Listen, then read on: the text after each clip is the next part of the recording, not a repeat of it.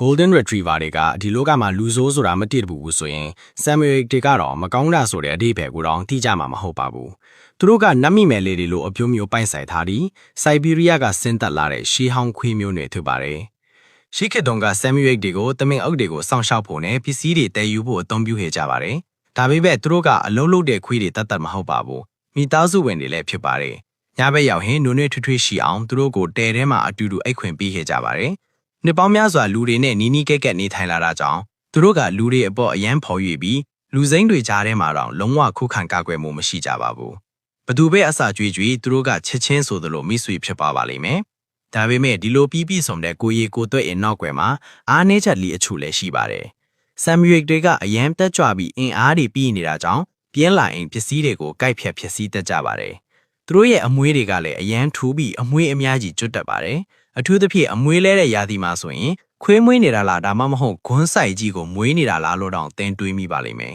။ဒါကြောင့်သင်ကသူတို့ကိုအမွေးဖြီးပေးတာရေချိုးပေးတာတွေအတွက်အချိန်အများကြီးပေးရပါလိမ့်မယ်။ဒါပေမဲ့ရေချိုးပေးတာနဲ့သူတို့ကရွံ့နေတဲ့ကိုတန်းပြီးပြေးသွားတတ်ကြပါသေးတယ်။ဒါတော့မှသူတို့ကိုစိတ်ဆိုးဖို့ခတ်ပါလေ။ဘာလို့လဲဆိုတော့သူတို့ရဲ့နာမည်ကျော်ဆမ်မီအပြုံးနဲ့ဂွန်းတစားလုံးလေးချစ်စရာကောင်းတဲ့ရိုးရည်ကလူတိုင်းရဲ့နှလုံးသားကိုအရေးပြောစေနိုင်လို့ပါပဲ။